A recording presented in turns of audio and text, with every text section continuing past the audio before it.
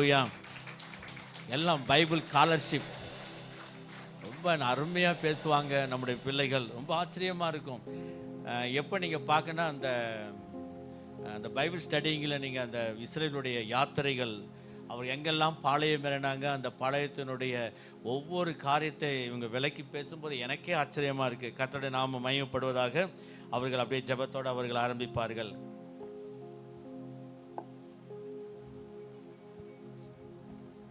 கேட்க போகிற இரண்டாம் வார்த்தைக்காக நம்ம கண்களை மூடி நம்ம ஜெபிப்போம். பரிசுத்த ஆவியானவரே, அப்ப அந்த இரண்டாம் வார்த்தையை பேச போகிற என்னை ஆவியானவர் நீர் மறைத்து நீர் வெளிப்படும்படியாக நாங்கள் ஜெபிக்கிறோம். என்னுடைய சத்தத்தை அல்ல ஆண்டவரே, உம்முடைய சத்தத்தை ஆவியானவர் அப்பா கர்த்தாவே இந்த ஜனங்கள் கேட்க நீர் உதவி செய்யும்படியாக நாங்கள் ஜெபிக்கிறோம்.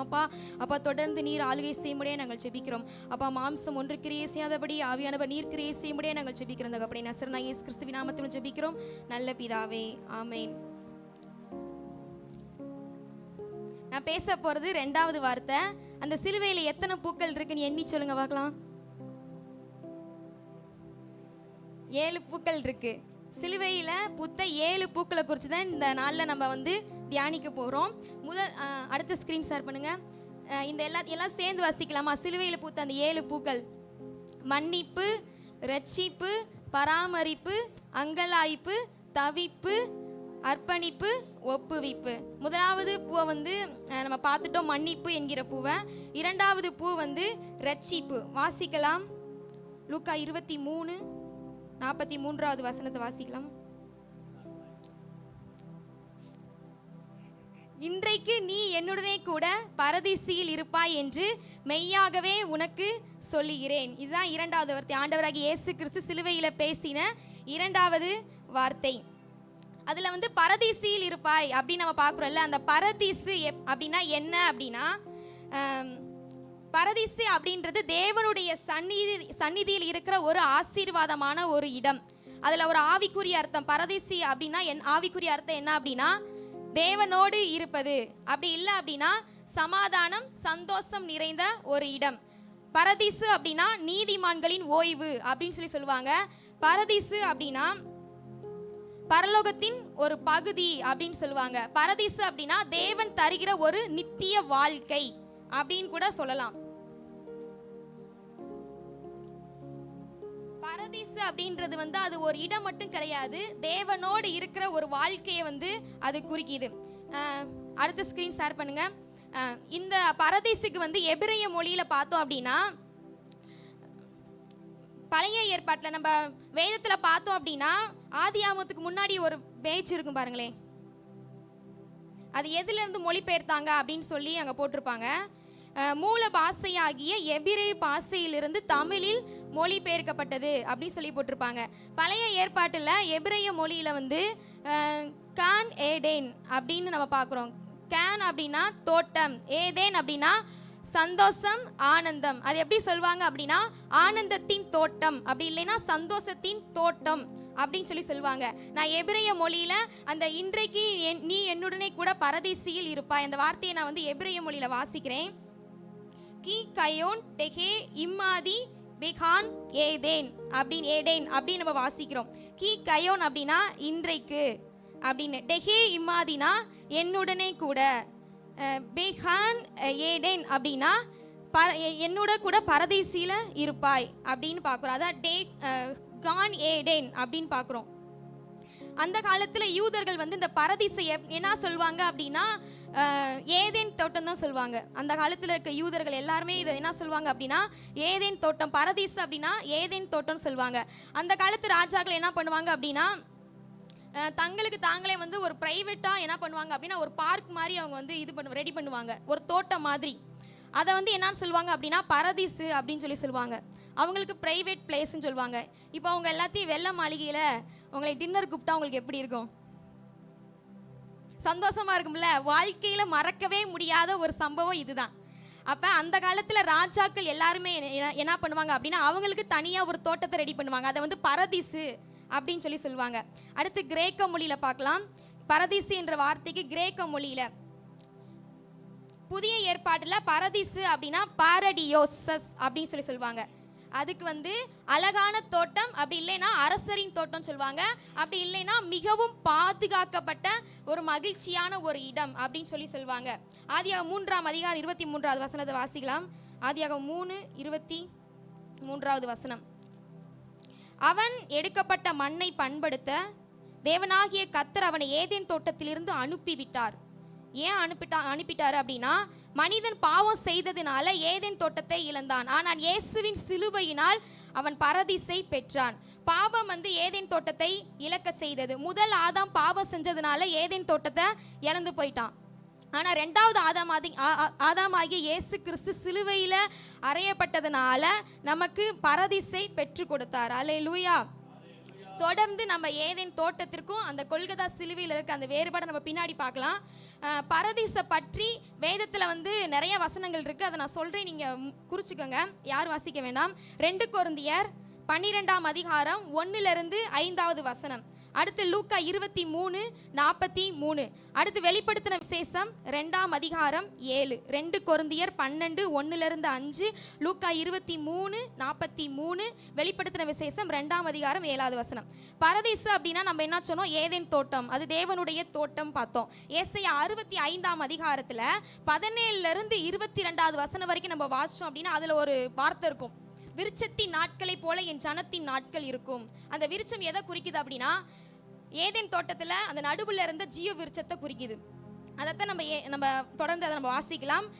2 பேதுரு 3:13 வசனத்தில் நம்ம என்ன வாசிக்கிறோம் அப்படின்னா, ஆண்டவர் வந்து ஒரு புதிய வானத்தையும் ஒரு புதிய பூமியையும் அங்கே அடுத்து சிருஷ்டிக்க போறாரு. அதை குறித்து நம்ம அங்கே பார்க்க முடியும்.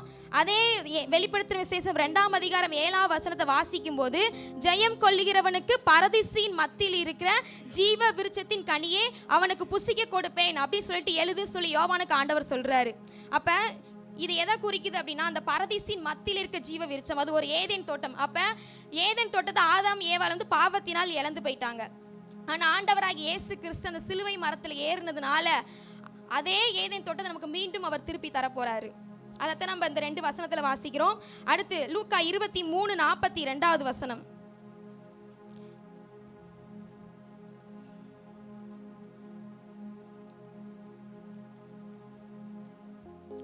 இயேசுவை நோக்கி, ஆண்டவரை, நீர் உம்முடைய ராஜ்யத்தில் வரும்போது அடியேனை நினைத்தருளும் என்றான். இது யார் அப்படின்னா, சிலுவையில் அவரோட அறையப்பட்ட 2 கல்லர்கள். அதுல ஒரு கல்லை சொல்றான், ஆண்டவரே நீர் உம்முடைய ராஜ்யத்தில் வரும்போது என்ன நீங்க நினைச்சுக்கங்க அப்படின்னு சொல்றாரு. ஒரு கோரிக்கையை வந்து இந்த கல்வை என்ன பண்றான், ஐயசப்பாக்கு முன்னாடி வைக்கிறான். நீங்க வரும்போது என்னை எப்படியாவது நீங்க நினைச்சுக்கங்க ராஜ்யத்தில் வரும்போது அப்படின்னு சொல்லிட்டு. மத்தேயு 16 பிக்சர் ஷேர் பண்ணுங்க. மத்தேயு 16:28. இங்கே நிற்கிறவர்களில் சிலர் மனுஷகுமாரன் தம்முடைய ராஜ்யத்தில் வருவதை காணும் முன் மரணத்தை ருசி பார்ப்பதில்லை என்று மெய்யாகவே உங்களுக்கு சொல்லுகிறேன் என்றார் அப்படின்னு சொல்லி இந்த வசனத்தை வாசிக்கிறோம். அடுத்து மத்தேயு 6:10, உம்முடைய ராஜ்யம் வருவதாக அப்படின்னு நம்ம பார்க்குறோம். அப்போ ஒரு ராஜ்யம் வரப்போகுது, தேவனுடைய ராஜ்யம் தோளின் மேல் இருக்கிற ராஜ்யம். அதை நம்ம ஏசாயா 9:6 வசனத்தை நம்ம வாசிக்கலாம். ஏசாயா 9:6, கர்த்தத்துவம் அவர் தோளின் மேல் இருக்கும். அந்த ராஜ்யம் வந்து யார் மேல இருக்கும் அப்படின்னா, கர்த்தருடைய தோள் மேல இருக்கிற ஒரு ராஜ்யம் வரப்போகுது. அந்த இங்கிலீஷ்ல நம்ம வாசிச்சோம் அப்படின்னா, அந்த கர்த்தத்துவம் அப்படின்றது இங்கிலீஷ்ல கவர்மெண்ட் இருக்கும், அது ராஜ்யம், 1000 வருட அரசாட்சி. அடுத்த பிக்சர் போங்க. 1000 வருட, இந்த ஏசாயா 9:6 வசனம் 1000 வருட அரசாட்சியை குறிக்குது. அடுத்து இந்த 2 கல்லரை குறித்து நம்ம பார்க்க போறோம். 4 சுவிசேஷ புத்தகங்கள்ல இவங்களுக்கு என்னென்ன பேர்லாம் கொடுக்கப்பட்டிருக்கு அப்படின்னு நம்ம வாசிக்கலாம். மத்தேயு 27:38 வசனம். அப்பொழுது அவருடைய வலது பக்கத்தில் ஒருவனும் அவருடைய இடது பக்கத்தில் ஒருவனுமாக 2 கல்லர் அவரோட கூட சிலுவையில் அறையப்பட்டார்கள். மத்தேயு எழுதுறாரு, அவங்கள கல்லர் அப்படின்னு சொல்லிட்டு என்ன பண்றாங்க, மென்ஷன் பண்றாங்க. அடுத்து மார்க் 15:27 அங்க பார்க்கிறோம், அல்லாமலும் அவருடைய வலது பக்கத்தில் ஒருவனும் அவருடைய இடது பக்கத்தில் ஒருவனுமாக 2 கல்லரை அவரோட கூட சிலுவையில் அறைந்தார்கள் அப்படின்னு பார்க்கிறோம். இப்ப மார்க் என்ன சொல்றாரு, அவங்கள கல்லர்கள் அப்படின்னு சொல்றாங்க.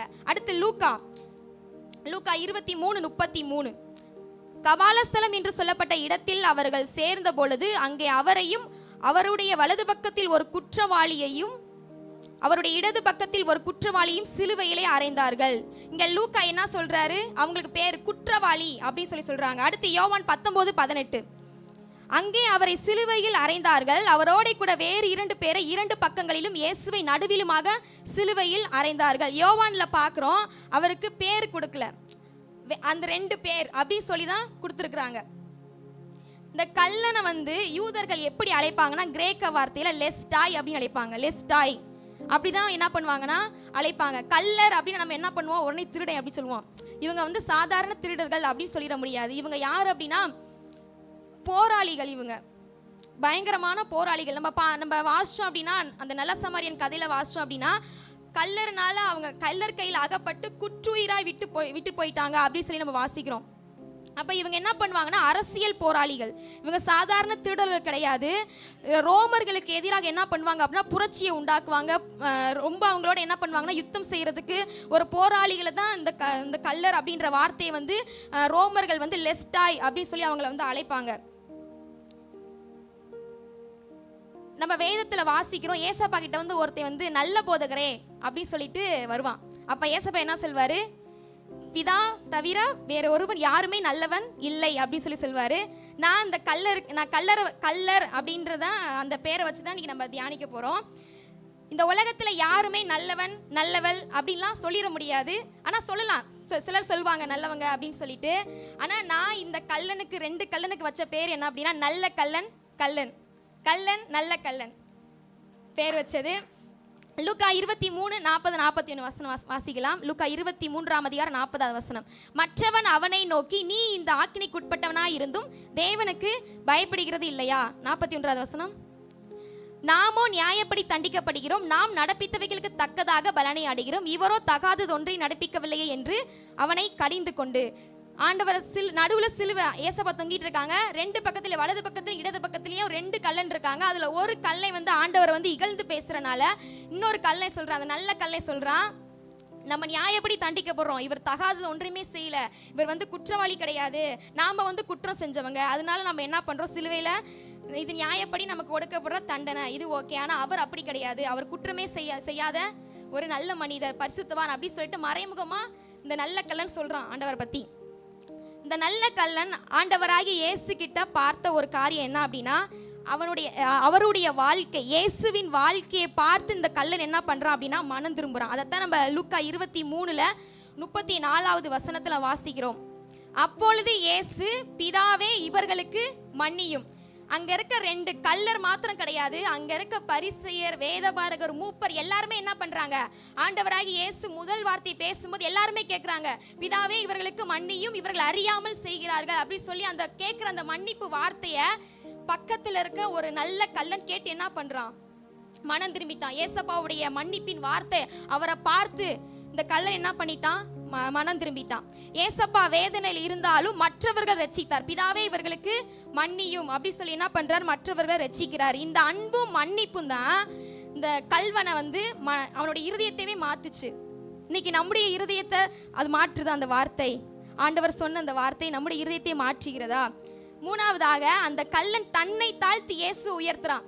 நாம வந்து நியாயப்படி தண்டிக்கப்படுறோம், இவர் தகாத ஒன்றையுமே செய்யல சொல்லிட்டு தன்னையை தாழ்த்தி தன்னுடைய பாவத்தை ஒப்புக்கொண்டு ஆண்டவரை உயர்த்தி பேசுறான். அவர் வந்து எந்த ஒரு குற்றத்தையுமே செய்யல, அவர் வந்து ஒரு பரிசுத்தவான், தகாதது ஒன்றையுமே அவர் செய்யல. இந்த இடத்துல அந்த கல்லன் தன்னை ஒரு பூஜ்யமாக மாற்றிட்டான். அதனாலதான் ராஜ்யத்தில் அவன் வந்து சேர்க்கப்பட்டான். ஆண்டவரே உம்முடைய ராஜ்யத்தில் வரும்போது என்னை நினைத்து கொள்ளும். அவருடைய ராஜ்யத்தில் வரும்போது ஆண்டவர் நம்மளை நினைக்க வேண்டுமானால் இந்த நல்ல கல்லனை போல நாம் பூஜ்யமாக ஆண்டவர் முன்னாடி நம்ம இருந்தா மாத்திரம்தான் அவருடைய ராஜ்யத்தில் நம்ம வந்து போக முடியும். ஹல்லேலூயா. இந்த நல்ல கல்வன் ஏசப்பாவுடைய வாழ்க்கை, அவருடைய அன்பு எல்லாத்தையுமே, மன்னிப்பின் வார்த்தைகள் எல்லாத்தையுமே அவர் பார்த்து என்ன பண்ணிட்டான், மனம் திரும்பிட்டான்.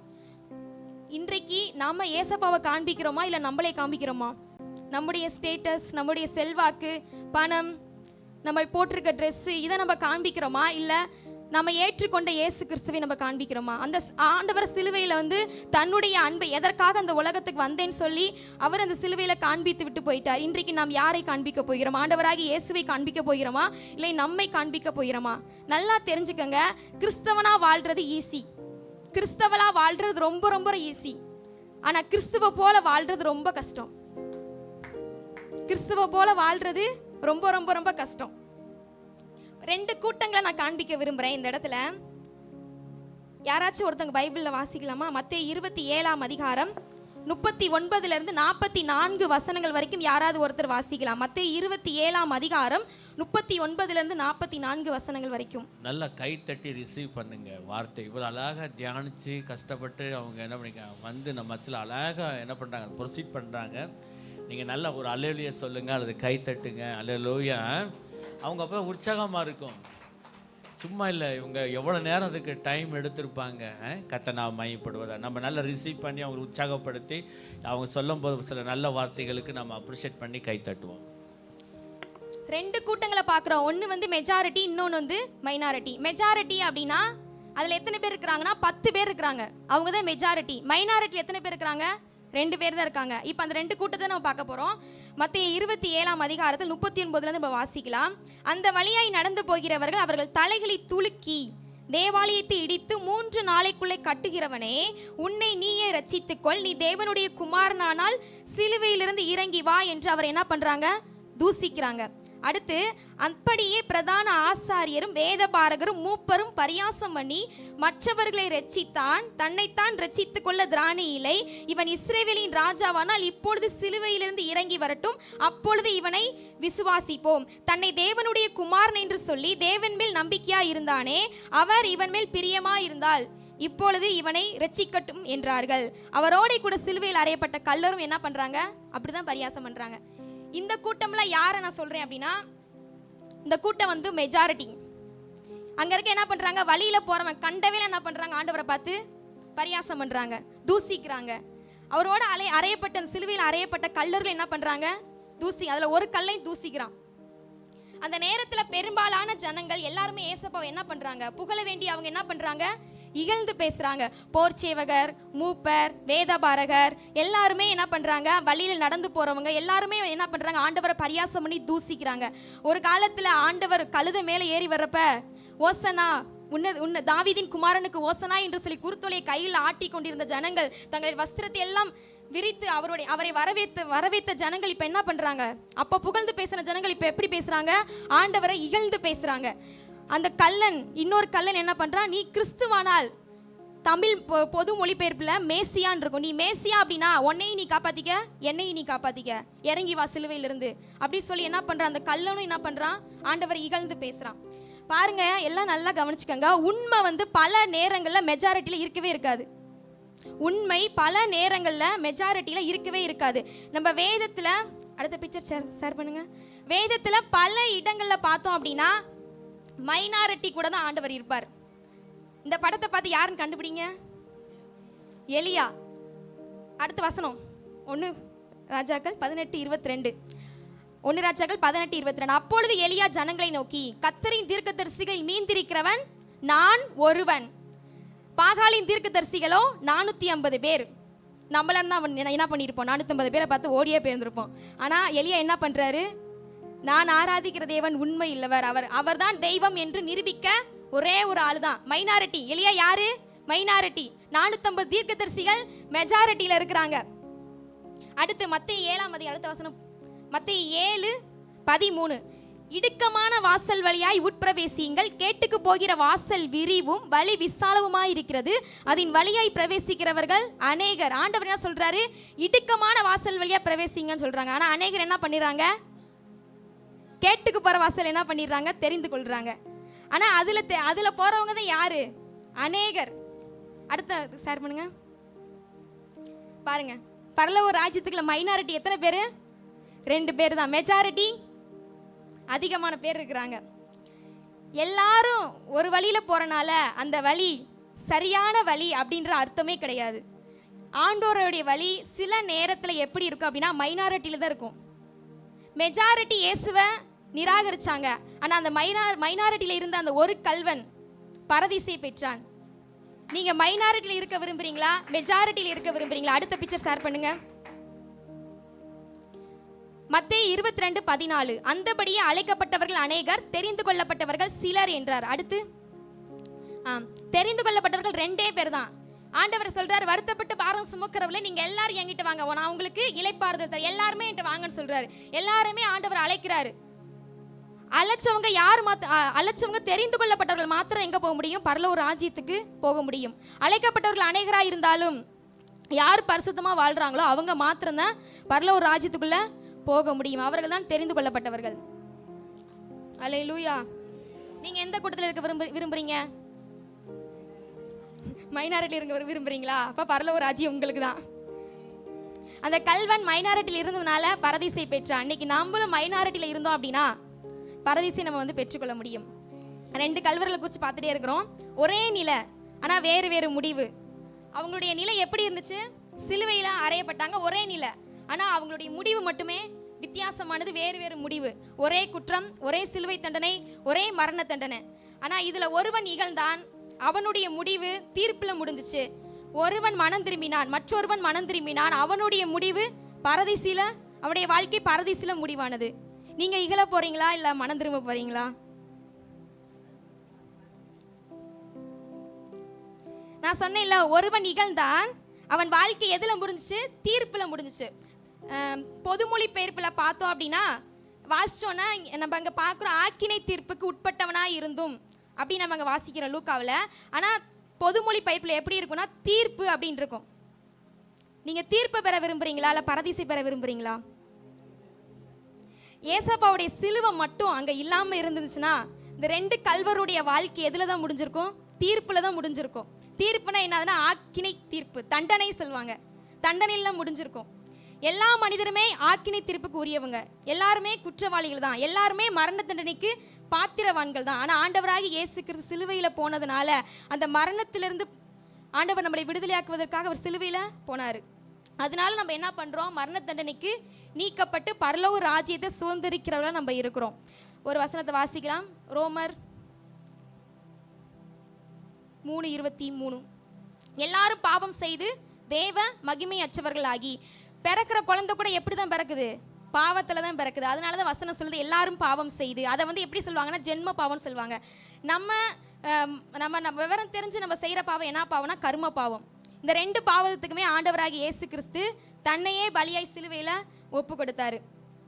அடுத்து 2வது காரியமாக, நடுவில் இருந்த சிலுவை கிருபையின் கதவு. கையில் பக்கத்தில் இருக்க கையை பிடிச்சி சொல்லுங்க, நடுவில் இருந்த சிலுவை கிருபையின் கதவு. கிருபையின் கதவுகளை நுழைய நீங்க ஆயத்தமா இருக்கிறீங்களா? அவர் மட்டும் சிலுவையின் மரணத்தை ஏற்றுக்கொள்ளாம இருந்திருந்தா அந்த கல்வர்கள் உலகத்தில் உள்ள எந்த மனுஷனுக்குமே பாவ மன்னிப்பு அப்படின்ற ஒரு காரியம் என்ன பண்ணிருக்காது? கிடைச்சிருக்காது. இயேசுவின் அந்த சிலுவை காரணமாக தான் ஒரு கல்வன் ஆக்கினை தீர்ப்பிலிருந்து பரதீசை பெற்றான். 3வது காரியமாக, சிலுவை வந்து ஆக்கினை தீர்ப்பை ரட்சிப்பா மாற்றியது. சிலுவை ஆக்கினை தீர்ப்பை ரட்சிப்பாக மாற்றியது. இடது பக்கம் தீர்ப்பு, வலது பக்கம் தீர்ப்பு. ஆனால் வலது நடுவில் ஆண்டவராகி இயேசு கிறிஸ்து இருந்ததுனால அந்த ஒரு பக்கம் ரட்சிப்பு. ஹல்லேலூயா.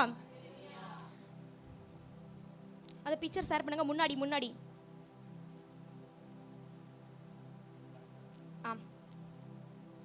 எல்லாரும் சேர்ந்து வாசிக்கலாமா அந்த வார்த்தையை? தீர்ப்பு என்ற இடத்தில் கிருபையை கொண்டு வந்தது. ஆக்கினை தீர்ப்பு, தண்டனை அப்படின்ற இடத்துல ஆண்டவர் நமக்கு எதை கொடுத்து வச்சிருக்கிறாரு? கிருபையை கொடுத்து வச்சிருக்கிறாரு. கிருபை இருக்கனால நம்ம என்ன பண்ணிடக்கூடாது? பாவம் செஞ்சிடக்கூடாது. கிருபை இருக்கே அப்படின்னு சொல்லி என்ன பண்ணிடக்கூடாது? பாவம் செஞ்சிடக்கூடாது. அதையும் பார்க்குறாருல, அந்த திருக்குள்ள இருதயத்தையும் ஆண்டவர் பார்க்குறாருல. எனக்கு ஆண்டவர் கிருபை கொடுத்துருக்காரு, எப்படி வேணா நான் வாழலாம், எப்படி வேணா நான் பாவம் செய்யலாம் அப்படின்னு நினச்சிட்டு செய்கிறாங்களே, அந்த திருக்குள்ள இருதயத்தை, கேடுள்ள இருதயத்தை யார் பார்த்துட்டு இருக்கா? ஆண்டவராகி இயேசு கிறிஸ்து பார்த்துட்டு இருக்காங்க. அதனால அந்த கிருபையை நம்ம வந்து மிஸ்யூஸ் பண்ணிடக்கூடாது. ஓகேவா? அடுத்து, இந்த 2 கல்வருடைய வாழ்க்கையில் இருக்கிற மிகப்பெரிய ஒரு ஆவிக்குரிய உண்மை நல்லா புரிஞ்சுக்கோங்க. மிகப்பெரிய ஒரு ஆவிக்குரிய ஒரு உண்மை என்ன அப்படின்னா, அந்த 2 கல்வர்களுமே யார் பக்கத்தில் இருந்தாங்க? ஏசப்பா அருகில் இருந்தால் மட்டும் போதாது, அவரை நம்பி என்ன பண்ணணும்? மனம் திரும்பணும். அதை ஒரு கல்வை வந்து பிடிச்சுக்கிட்டான், இன்னொரு கல்வி என்ன பண்ணிட்டான்? அதை இழந்துட்டான். அவனோட சேர்த்து அங்கே இருக்கிற பரிசேயர், வேதபாரகர் எல்லாருமே என்ன பண்ணிட்டாங்க? ரட்சிப்பை இழந்துட்டாங்க. 2 கல்வர்களுமே ஏசப்பா பக்கத்தில் தான் இருந்தாங்க. ஏசப்பா அந்த மன்னிப்பு, அந்த ஒரு ஃபர்ஸ்ட் வார்த்தையை சொல்கிறப்பயே பிதாவை இவர்களுக்கு மன்னியும், இந்த வார்த்தையை 2 கல்வர்களுமே கேட்குறாங்க. அங்கே இருக்க எல்லா ஜனங்களுமே கேட்குறாங்க அவருடைய மன்னிப்பின் வார்த்தைகளை. ஆனால் ஒருவன் மட்டும்தான் ரட்சிப்பை பெற்றான். 2வது காரியமாக, மனம் திரும்புதல் தான் ரட்சிப்பின் வழி. மனம் திரும்புதல் பிளஸ் விசுவாசம் ஈக்குவல் டு ரட்சிப்பு. யார் மனம் திரும்பி ஆண்டவர் விசுவாசிக்கிறாங்களோ அவங்களுக்கு முழுமையான ரட்சிப்பு கிடைக்குது. மூன்றாவது காரியமாக, கிறிஸ்தவ வாழ்க்கை மட்டுமே போதாது. கிறிஸ்தவ வாழ்க்கை மட்டுமே போதாது. சபைக்குள்ளே இருக்கலாம், சண்டே வந்து கர்த்தரை ஆராதிக்கலாம், பிரசங்க நிறையா கேட்கலாம். இப்போ தான் நமக்கு யூடியூப்லாம் நிறைய பிரசங்கலாம் வருதுல்ல, நிறையா கேட்கலாம், வசனங்களை கேட்கலாம். பிறந்ததுலேருந்தே நான் கிறிஸ்டியன் அப்படின்லாம் சொல்லிக்கலாம். ஆனால் இயேசுவை யார் உண்மையாக நம்பி மனம் திரும்புகிறாங்களோ அவங்களுக்கு மட்டும்தான் ரட்சிப்பு. நான் வந்து பிறந்ததுலே கிறிஸ்டியன் அப்படின்னு சொன்னால் பரலோகம் ஏற்றுக்குமா? ஏற்றுக்காது. யார் ஆண்டவரை நம்பி மனம் திரும்புகிறாங்களோ அவங்கள மாத்திரம்தான் பரலோக ராஜ்யத்துக்கு என்ன பண்ண முடியும்? பிரவேசிக்க முடியும். இயேசுவுக்கு அருகில் இருப்பது ரட்சிப்பை தராது. யார் நம்பி மனம் திரும்புகிறாங்களோ அவங்களுக்கு தான் ரட்சிப்பு கிடைக்கும். ஹல்லேலூயா. இந்த நல்ல கல்வனுக்கும் நாமளும் சில காரியங்களை நம்ம தெரிஞ்சுக்கலாம். அந்த நல்ல கல்லன்கிட்ட இருந்தும் சில காரியங்களை நம்ம தெரிஞ்சுக்கலாம். ஃபஸ்ட்டு வந்து ரட்சிப்பு வந்து கிருபையில் கிடைக்கிறது. ரட்சிப்பு எதில் கிடைக்குது? கிருபையில் கிடைக்கிறது. சிலுவையில் இருந்த அந்த கல்வன் எந்த ஒரு நல்ல செயலுமே செய்யாமல் இருந்தாலும் அவன் ஒரு செயலை செய்தான். என்ன செஞ்சான் அப்படின்னா, ஆண்டவரை நம்பி விசுவாசிச்சு அவன் என்ன பண்ணான்? மனம் திரும்பினான். ரோமர் 10ஆம் அதிகாரம், அடுத்த பிக்சர் போங்க. ரோமர் 10ஆம் அதிகாரம் 10-11. நீதி உண்டாக இருதயத்திலே விசுவாசிக்கப்படும், ரட்சிப்பு உண்டாக வாயினாலே அறிக்கை பண்ணப்படும். அவரை விசுவாசிக்கிறவன் எவனோ அவன் வெட்கப்படுவதில்லை என்று வேதம் சொல்கிறது. இவன் என்ன பண்ணான்? நீதி உண்டாக அவன் இருதயத்தில் விசுவாசிச்சான், ரட்சிப்பு உண்டாக வாயினால அறிக்கை பண்ணான். இந்த கல்வன், நல்ல கல்வன். அதனால தான் அவன் அங்கே என்ன சொல்லுது? விசுவாசிக்கிறவன் எவனோ அவன் வெட்கப்படுவதில்லை. அவன் வெட்கப்பட்டே போகல. அந்த இடத்துல எல்லாருமே என்ன பண்ணிட்டாங்க? ஆண்டவரை ஏற்றுக்கொள்ளலை. ஆனால் இந்த ஒரு கல்வன் வந்து ஆண்டவரை ஏற்றுக்கொண்டதுனால அவன் வெட்கப்பட்டு போகல. ஏன் அப்படி நான் சொல்கிறேன் அப்படின்னா, பின்னாடி நம்ம பார்க்கலாம் அவன் வெட்கப்பட்டு போகாத காரியத்தை. ரெண்டாவது காரியமாக, மனம் திரும்புதலுக்கு தேவன்கிட்ட இருந்து உடனே பதில் வரும். தேவன்கிட்ட இருந்து என்ன வரும்? உடனே பதில் வரும். இந்த கல்வன் மனம் திரும்பின உடனே ஆண்டவர் என்ன சொல்றாரு? இன்றே நீ என்னுடன் கூட பரதீசில் இருப்பாய். உடனே ஆண்டவர் என்ன பண்றாரு? அந்த வேதனைகள் இருந்தாலும், அவருடைய முதுகு நிலத்தை போல உழுது போட்டு இருந்தாலுமே ஆண்டவர் அந்த ஒரு கஷ்டமான சூழ்நிலை, பாடுகள் நிறைந்த சூழ்நிலை அவர் என்ன சொல்றாரு? உடனே பதில் தராரு அந்த கல்வனுக்கு, அவர் மனம் திரும்பினதுனால. அடுத்து மூன்றாவது காரியமாக, ஏசப்பா கூட இருக்கிறதா உண்மையான பரதீசு. எத்தனை பேர் ஆமென் சொல்றீங்க? ஏசப்பா கூட இருக்கிறதா உண்மையான பரதீசு. பரதீசு அப்படின்றது ஒரு இடம் கிடையாது. ஏற்கனவே சொன்ன மாதிரி அது ஒரு இடம் கிடையாது, ஆண்டவரோட இருக்கிறது. அடுத்து நான்காவது காரியமாக, கடைசி நேரத்திலும் ரட்சிப்பு கிடைக்கலாம். கிடைக்கும்ன்ற வார்த்தைக்கும் கிடைக்கலான்ற வார்த்தைக்கு வித்தியாசம் இருக்கு. கடைசி நேரத்தில் ரட்சிப்பு கிடைக்கலாம் அப்படின்னா கிடைக்காமலும் போகலாம். ஒரு வசனத்தை வாசிக்கலாமா? லூக்கா 23ஆம் அதிகாரம் 42. ஐந்தாவது காரியமாக, அடுத்த பிக்சர் ஷேர் பண்ணுங்க. லூக்கா 23:42. இயேசுவை நோக்கி, ஆண்டவரே, நீர் உம்முடைய ராஜ்யத்தில் வரும்போது அடியேனை நினைத்தருளும் என்றான். அந்த நேரத்தில், அந்த கொல்கதா சிலுவையில் ஆண்டவராக இயேசு கிறிஸ்து தொங்கின அந்த நேரத்தில் எல்லாருமே இயேசுவை எப்படி பார்க்குறாங்க தெரியுமா? ஒரு தோல்வி அடைந்தவராக பார்க்குறாங்க. ஆனால் அந்த நல்ல கல்வன் மட்டும் அவரை எப்படி தெரியுமா பார்க்குறான்? ராஜாவாக பார்க்குறான். அடுத்த பிக்சர் போங்க. எல்லாரும் எப்படி பார்க்குறாங்க? அவரை தோல்வி அடைந்தவராக பார்க்குறாங்க. ஆனால் அந்த நல்ல கல்வன் மட்டும் ஒரு ராஜாவாக பார்க்குறான். அதனால தான் அடியேனை நினைத்தருளும், ராஜ்யம் வரும்போது அடியேனை நினைத்து கொள்ளும் அப்படின்னு சொல்லிட்டு அவர் ராஜாவாக பார்த்தா. நீங்கள் எப்படி பார்க்க போறீங்க அவங்க ஆண்டவரை? தோல்வி அடைந்த ஒரு தேவகுமாரா நீங்கள் பார்க்க போறீங்களா, இல்லை ராஜாவாய் மீண்டும் நம்மளை அவருடைய வருகையில் சேர்க்க போகிற ராஜாவாய் நீங்கள் பார்க்க விரும்புறீங்களா? அவரை நீங்கள் ராஜாவாக பார்க்க விரும்புனீங்க அப்படின்னா நீங்கள் பரலோக ஒரு ராஜ்யத்துக்குள்ள நீங்கள் பிரவேசிப்பீங்க. ஆண்டவர் உடனே பதில் தராரு, இன்றே என்னுடைய கூட பரதீசில் இருப்பாய். மெய்யாகவே அந்த வார்த்தை இருக்கும். வாக்குறுதி கொடுக்கிறார் ஆண்டவர், இன்றே நீ என் கூட பரதீசில் இருப்ப. நான் செத்துட்டு நான் 3 நாள் உயிரோட வருவேன்ப்பா, நான் 3 நாள் கழிச்சு நான் உன்னை வந்து என் ராஜ்யத்தில் சேர்க்கிறேன் அப்படின்னு சொல்லல ஆண்டவர். இன்றே ஆண்டவர் என்ன பண்றாரு? உடனே பதில் தராரு. ஒரு நாள் என்னைக்காச்சும் ஒரு நாள் அவனை கூட்டிட்டு போறேன்னு சொல்ல, இன்னைக்கே நீ ராஜ்யத்துக்கு வருவ, இன்னைக்கே நீ ஏதேன் தோட்டத்தில் இருப்ப, இன்னைக்கே என் கூட நீ பரதீசில் இருப்பேன்னு ஆண்டவர் சொல்றாரு. அடுத்த பிக்சர் ஷேர் பண்ணுங்க. இதுல எத்தனை சிலுவைகள் இருக்கு? 3 சிலுவைகள் இருக்கு. ஒரு வசனத்தை வாசிக்கலாம். லூக்கா 23ஆம் அதிகாரம் 33வது வசனத்தை வாசிக்கலாம். கபாலஸ்தலம் என்று சொல்லப்பட்ட இடத்தில் அவர்கள் சேர்ந்த பொழுது அங்கே அவரையும் அவருடைய வலது பக்கத்தில் ஒரு குற்றவாளியையும் அவருடைய இடது பக்கத்தில் ஒரு குற்றவாளியும் சிலுவைகளில் அறைந்தார்கள். இந்த கபாலஸ்தலத்தில் எத்தனை சிலுவை இருக்கு? 3 சிலுவை இருந்துச்சு. முதல் சிலுவை முதல் சிலுவை ரட்சிப்பை நிராகரிக்கும் மனிதன். முதல் சிலுவையில இருந்த அந்த மனிதன் என்ன பண்றான்? ரட்சிப்பை நிராகரிக்கும் மனிதனாக காணப்படுறான். லூக்கா 23:39 வாசிக்கலாமா? அடுத்த வசனம் ஷேர் பண்ணுங்க. லூக்கா 23:39. அன்றியும் சிலுவையில் அறையப்பட்டிருந்த குற்றவாளிகளில் ஒருவன், நீ கிறிஸ்துவானால் உன்னையும் என்னையும் ரட்சித்துக்கொள் என்று அவரை இகழ்ந்தான். அப்ப தேவனை ஒரு நம்பாத ஒரு நிலைமை. ஆண்டவராகிய இயேசு கிறிஸ்து, பிதாவே இவர்களுக்கு மன்னியும், அப்படிப்பட்ட ஒரு கடினமான சூழ்நிலை சொல்ற அந்த வார்த்தையை கூட அவன் இறுதி ஏற்றுக்கொள்ள மாட்டேங்குது. தேவனை மறுக்கிற ஒரு மனம், ரட்சிப்பை ஏற்கிற ஒரு மனம் அவன்கிட்ட இருந்துச்சு. இன்னைக்கு நம்ம கிட்ட அப்படி இருக்கவே கூடாது. ஒரு கடின இருதயம் அவன்கிட்ட இருந்துச்சு. இன்னைக்கு ஆண்டவர் நமக்கு சதையான இருதயத்தை பொறுத்துவாராக. ஆமேன். அடுத்து 2வது சிலுவை.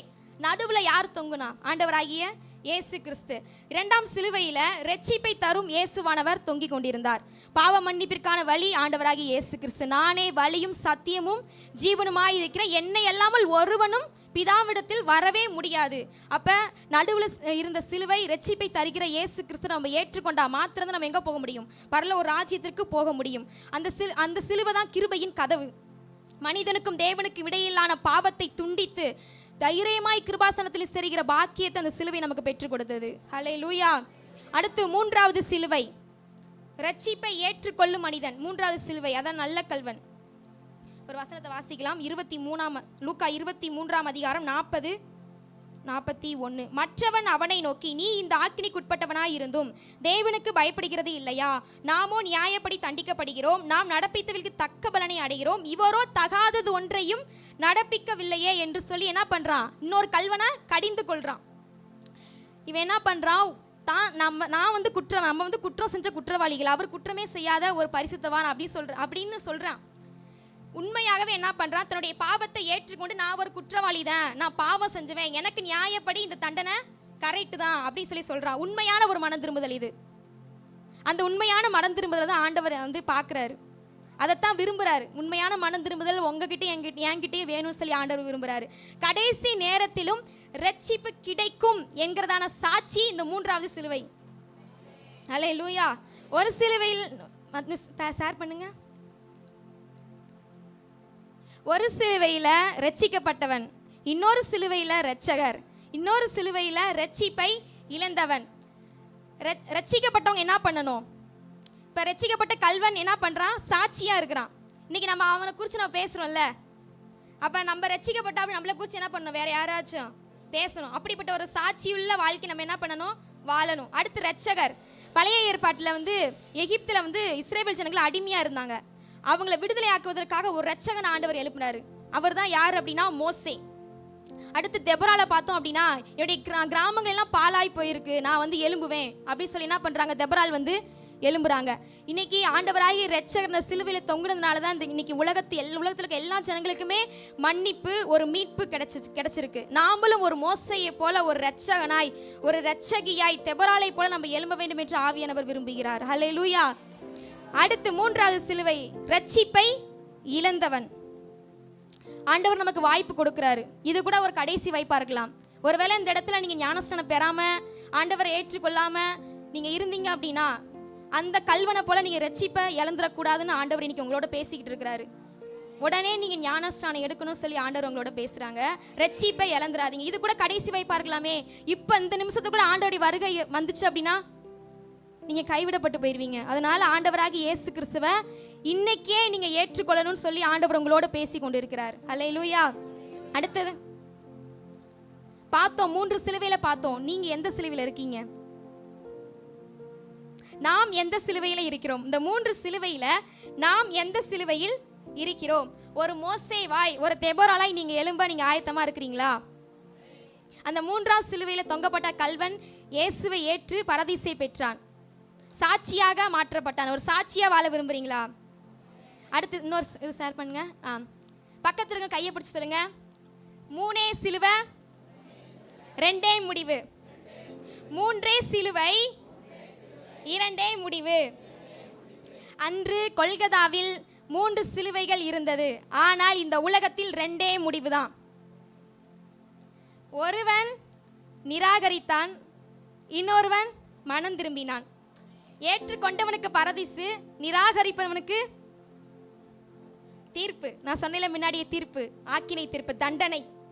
நாம் எந்த சபையில் இருக்கிறோம் என்பது முக்கியம் இல்லை. நம்ம எவ்வளோ பெரிய பாஸ்டருக்கு நம்ம விசுவாசியா இருக்கிறோம் அப்படின்றது முக்கியம் இல்லை. நம்ம எவ்வளோ பெரிய ஃபெலோஷிப்பில் இருக்கோம் அப்படின்றது முக்கியம் கிடையாது. நான் எந்த குடும்பத்தில் இருக்கேன் அப்படின்றது முக்கியம் கிடையாது. அப்படிதானே? எந்த இடத்துல இருந்தாலும் நம்ம இயேசுவை ஏற்றுக்கொள்றோமா இல்லை நிராகரிக்கிறோமா, அதைத்தான் ஆண்டவர் பார்க்குறாரு.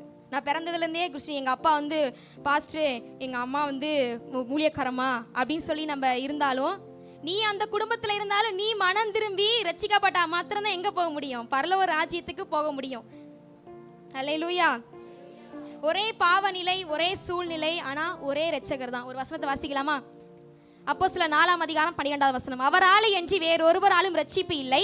நாம் ரட்சிக்கப்படும்படிக்கு வானத்தின் கீழெங்கும் மனுஷர்களுக்குள்ளே அவருடைய நாமமே இல்லாமல் வேறொரு நாமம் கட்டளையிடப்படவும் இல்லை. நாம் ரட்சிக்கப்பட வேண்டுமானால் ஆண்டவராகி இயேசு கிறிஸ்துவால மட்டும்தான் முடியும் நம்மளை விடுதலையாக்க. வேற யாராலையும் முடியாது. அதான் அந்த வசனம் சொல்லுது. வானத்தின் கீழெங்கும் வானத்தின் மேலெங்கும் பூமியின் கீழெங்கும் அவருடைய நாமமே இல்லாமல் வேறொரு நாமம் வழங்கப்படவே இல்லை. அல்லேலூயா. கடைசி பிக்சர் நினைக்கிறேன், அதில் ஒரு வார்த்தை சொல்கிறேன் நான். சிலுவை வேதனையான ஒரு இடம் தான். சிலுவை வேதனையின் இடம் மட்டுமல்ல, அது ஆத்துமாக்கள் ரட்சிக்கப்படும் இடம். எல்லாரும் சேர்ந்து சொல்லலாமா? சிலுவை வேதனையின் இடம் மட்டுமல்ல, அது ஆத்துமாக்கள் ரட்சிக்கப்படும் இடம். ஒரே சூழ்நிலையில் அவர்களுடைய தெரிந்தெடுப்பு நித்திய முடிவை தீர்மானித்தது. தேவனை ஏற்கும் மனிதன் ரட்சிக்கப்படுவான், தேவனை நிராகரிக்கும் மனிதன் ரட்சிப்பை இழப்பான். மரணத்தின் வேலையிலும் ரட்சிப்பு என்கிற காரியம் என்ன பண்ணும்? நடைபெறும், ப்ராசஸ் ஆகும். இயேசுவின் வாழ்க்கையை பார்த்த கல்வியில் என்ன பண்ணா? மனம் திரும்பினா. இன்னைக்கு நம்மளை பார்த்து யாராவது மனம் திரும்புவாங்களா? சகரியால வாசிக்கிறோம், ஒரு யூதனுடைய வஸ்திரத்தை பிடிச்சு 10 பேர் வந்தாங்களாம்.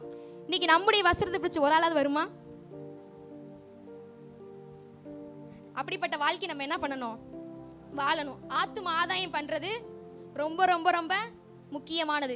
ஜீசஸோட மிஷன், ஆண்டவருடைய பணி, இயேசு கிறிஸ்துவோட பணி என்ன அப்படின்னா, வாசிக்கலாமா? லூக்கா 19:10 அந்த பிக்சர் ஷேர் பண்ணுங்க. லூக்கா 19:10 இழந்து போனதை தேடவும் ரட்சிக்கவுமே மனுஷகுமாரன் வந்திருக்கிறார் என்றார். 1 தீமோத்தேயு 1:15 பாவிகளை ரட்சிக்க கிறிஸ்து இயேசு உலகத்தில் வந்தார்.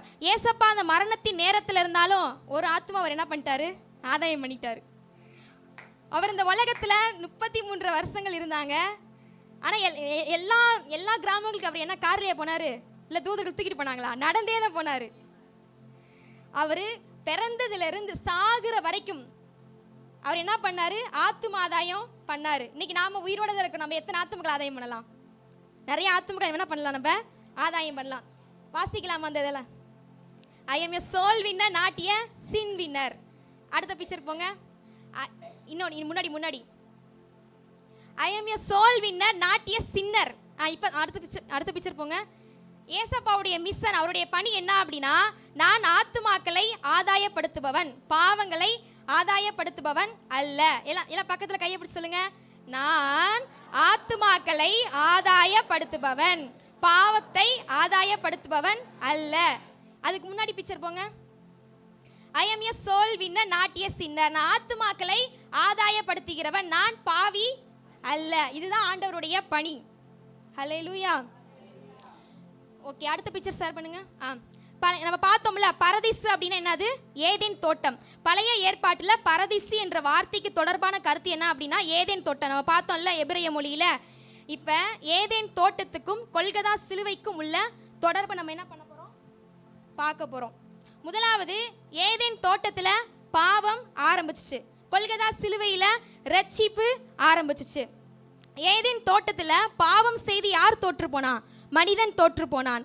ஆனால் கொல்கதா சிலுவையில் பாவத்தை ஜெயித்து அந்த பாவத்துக்கான முழு விலைக்கிரயத்தையும் ஆண்டவராகி இயேசு கிறிஸ்து கொல்கதா சிலுவையிலே அவர் பெற்று கொடுத்தார். அல்லேலூயா.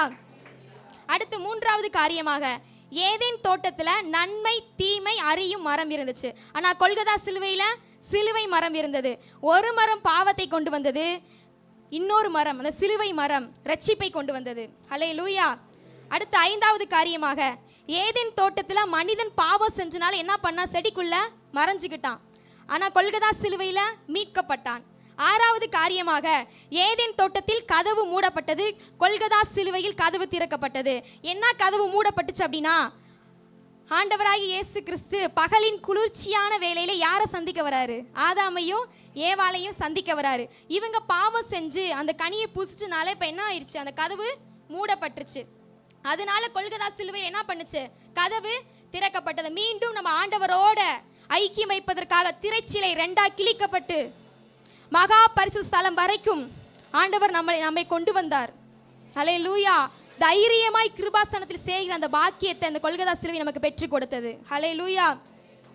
அடுத்து எதுக்கு ஏதேன் தோட்டத்தில் கதவு மூடப்பட்டுச்சு அப்படின்னா, அவங்க என்னைக்குமே உயிரோடு இருக்கக்கூடாது, அந்த கனியை சாப்பிட்டுட்டு சாகா வரத்தோடு இருக்கக்கூடாது என்பதற்காக அவர் என்ன பண்ணிட்டார்? ஏதேன் தோட்டத்து வழியை அடைச்சு போட்டார். கதவு மூடப்பட்டது. ஆனால் கொல்கதாவில் சிலுவை என்ன பண்ணிடுச்சு அப்படின்னா, அந்த கதவை ஓப்பன் பண்ணி விட்டுச்சு. அதைத்தான் நம்ம வாசிக்கிறோம். தேவன் அந்த ஜெயம் கொள்ளுகிறவன் எவனோ அவனுக்கு பரதீசின் மத்தியில் இருக்கிற ஜீவ விருட்சத்தின் கனியை புசிக்க கொடுப்பேன். அந்த ஏதேன் தோட்டத்தில் ஜீவ விருட்சத்தின் கனியை புசிக்கிறத அவங்க இழந்துட்டாங்க. ஆனால் ஆண்டவராகி இயேசு கிறிஸ்து கொல்கதா சிலுவையில் பரதீசின் மத்தியில் இருக்கிற அந்த ஜீவ விருட்சத்தின் கனியை புசிக்க கொடுக்கறதான கதவை ஆண்டவர் சிலுவையில் திறந்து கொடுத்தார். ஹல்லேலூயா. அடுத்து ஏதேன் தோட்டம், கெத்சமனை தோட்டம், கொல்கதா. இந்த 3 காரியத்தை குறித்து பார்க்கலாம். ஏதேன் தோட்டம், கெத்சமனை தோட்டம், கொல்கதா. ஏதேன் தோட்டம் பாவம் ஆரம்பித்த இடம். கெத்சமனை தோட்டம் கீழ்ப்படிதல் ஆரம்பித்த இடம். என் சித்தம் அல்ல உம்முடைய சித்தமே. முன்னாடி போங்க, பிக்சர் போங்க, முன்னாடி போயிருங்க. ஏதேன் தோட்டம் பாவம் ஆரம்பித்த இடம், கெத்சமனை தோட்டம் கீழ்ப்படிதல் ஆரம்பித்த இடம். முழுமையான கீழ்ப்படிதல். என் சித்தம் அல்ல பிதாவே உம்முடைய சித்தம் என்னுடைய வாழ்க்கையில் நிறைவேற்ற சொல்லி அங்க ஆண்டவர் என்ன பண்றாரு? ஜெபிக்கிறார். ஏதேன் தோட்டத்தில் மனிதன் தன் சித்தத்தை செய்தான். கெத்சமனை தோட்டத்தில் இயேசு கிறிஸ்து பிதாவின் சித்தத்தை செய்தார். நீங்க யார் சித்தத்தை செய்ய போறீங்க?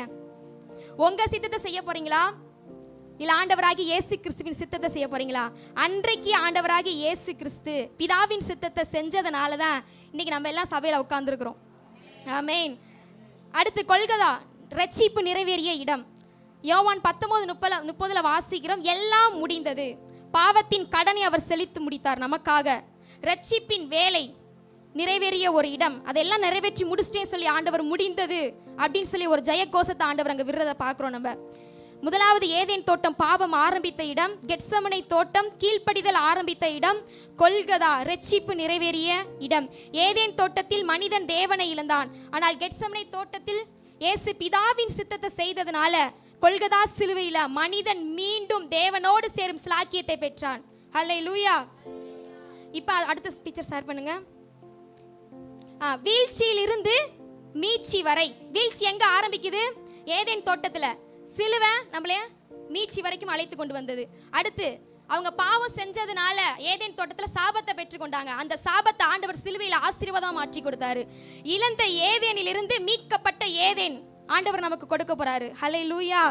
எதை நம்ம இழந்தோமோ, அந்த ஆதாம் எதை அந்த ஏதேன் தோட்டத்தை இழந்தானோ அந்த ஏதேன் தோட்டத்தை மறுபடியும் நமக்கு ஆண்டவர் தர போறாரு. அதான் புதிய வானம் புதிய பூமி. ஹல்லேலூயா. அடுத்த பிக்சர் ஷேர் பண்ணுங்க. இங்க ஒரு 3 தோட்டங்களை குறித்து பார்க்கலாம். ஏதேன் தோட்டம், கெத்சமனை தோட்டம், உயிர்த்தெழுதல் தோட்டம். நம்ம யோவான் 19ஆம் அதிகாரம் உயிர்த்தெழுதல் தோட்டம் அப்படின்னு ஏன் சொல்றேன் அப்படின்னா, யோவான் 19:41 வாசிக்கலாம். அவர் சிலுவையில் அறையப்பட்ட இடத்தில் ஒரு தோட்டமும் அந்த தோட்டத்தில் ஒரு காலும் ஒருவனும் வைக்கப்பட்டிராத ஒரு புதிய கல்லறையும் இருந்தது. தோட்டத்தில் அந்த கல்லறை இருந்துச்சான். அதனால தான் நான் உயிர்த்தெழுதல் தோட்டம், அங்கே தான் ஆண்டவர் உயிர் தெழுறாரு அந்த கல்லறையிலிருந்து. அதைத்தான் நான் உயிர்த்தெழுதல் தோட்டம் அப்படின்னு சொல்கிறேன். ஏதேன் தோட்டம், கெத்சமனை தோட்டம், உயிர்த்தெழுதல் தோட்டம், மொத்தம் 3 தோட்டங்கள். ஏதேன் தோட்டம் எதை காண்பிக்குது அப்படின்னா, மனிதர் விழுந்த நிலைமையை காண்பிக்கிறது. கெத்சமனை தோட்டம் எதை காண்பிக்குது அப்படின்னா, மனிதன் மீட்கப்படும் நிலையை காண்பிக்கிறது. அந்த உயிர்த்தெழுதல் தோட்டம் எதை காண்பிக்கிறது அப்படின்னா, மனிதன் ஜெயிக்கும் நிலையை காண்பிக்கிறது. ஹல்லேலூயா. இயேசு அடக்கம் செய்யப்பட்ட கல்லறை ஒரு தோட்டத்தில் இருந்துச்சு. அந்த தோட்டத்தில் தான் மரணம் தோற்கடிக்கப்பட்டு உயிர்த்தெழுதல் வெளிப்பட்டது. இன்றைக்கு நம்முடைய வாழ்க்கையில பாவம் என்கிற மரணம் தோற்கடிக்கப்பட்டு பரிசுத்தம் என்கிற காரியம் என்ன பண்ணணும்? உயிர்த்தெழும்ப வேண்டும். பாவத்திற்கு மரித்து நீதிக்கு பிழைக்க வேண்டும். ஆனா இன்னைக்கு எல்லாம் நம்ம என்ன பண்ணுவோம்? ஆப்போசிட்டா தான் செய்வோம். எதை செய்ய சொல்றோமோ அதை என்ன பண்ண மாட்டோம்? செய்யவே மாட்டோம். இதை செய்யாதுன்னு சொன்னா அதை நம்ம செய்வோம். இன்னைக்கு நம்ம பாவத்திற்கு மரிக்க வேண்டிய நாம என்ன பண்ணிட்டோம் அப்படின்னா, நீதிக்கு மறிச்சிட்டோம். நீதிக்கு மறிச்சவங்கள ஒரு அலையிலையா சொல்லுங்க. அலையிலுயாவா? நம்ம என்ன பண்ணணும்? பாவத்துக்கு மறிக்கணும், நீதிக்கு பிழைக்க வேண்டும். ஏதேன் தோட்டம், கெத்செமனே தோட்டம். நான் மறுபடியும் ஒரு தடவை சொல்றேன். ஏதேன் தோட்டத்துல இழந்ததை கெத்செமனே தோட்டத்தில் நம்ம பெற்றுக்கொண்டோம். ஹல்லேலூயா. ஏவாள் என்கிற பெண்ணாலே வந்த சாபம் மரியாள் என்கிற பெண்ணாலே நீங்கியது. ஏதேனில் சாபத்தினால் வந்த வியர்வை, அந்த வியர்வையை கெத்செமனே தோட்டத்தில் ஆண்டவர் அந்த வியர்வையை சிந்தினதுனால அந்த சாபம் நீங்கியது. ஹல்லேலூயா. ஏதேன்ல பாவத்திற்காக ஒரு ஆட்டுக்குட்டி அடிக்கப்பட்டுச்சு. நம்முடைய பாவத்திற்காக ஆட்டுக்குட்டியானவரே அடிக்கப்பட்டார். ஹல்லேலூயா. ஏதேன்ல அந்த சர்ப்பத்துக்கு சாபத்தை கொடுத்து ஆண்டவர் அனுப்பிட்டாரு. ஆனா கெத்செமனே தோட்டத்துல அப்படி அல்ல, ஆண்டவர் சர்ப்பத்தின் தலையை நசுக்கினார். ஹல்லேலூயா. ஏதேனில் மரணம் ஆண்டு கொண்டது. ஆனா கெத்செமனேல ஆண்டவராகிய இயேசு கிறிஸ்து மரணத்தையே ஆட்கொண்டுட்டாரு. ஹல்லேலூயா. ஒரே ஒரு மனிதனால பாவம் வந்துச்சு, அந்த ஒரே ஒரு மனிதனாலே பாவம் நிவர்த்தியாக்கப்பட்டுச்சு. அதுதான் நம்ம ஆண்டவராகிய இயேசு கிறிஸ்து. ஹல்லேலூயா. நம்ம கண்களை மூடி நம்ம அந்த வார்த்தைக்கு நம்ம அர்ப்பணித்து நம்ம ஜெபிக்கலாமா? ஹல்லேலூயா ஸ்தோத்திரம். உண்மையா நம்ம அர்ப்பணிக்கலாம். ஹல்லேலூயா ஸ்தோத்திரம். நீங்க எந்த சிலுவையில இருக்கிறீங்க? அந்த 3 சிலுவையில நம்ம எந்த சிலுவையில இருக்கிறோம்? 3 சிலுவை தான், 2 முடிவு தான். நீங்க எந்த முடிவு எடுக்க போறீங்க?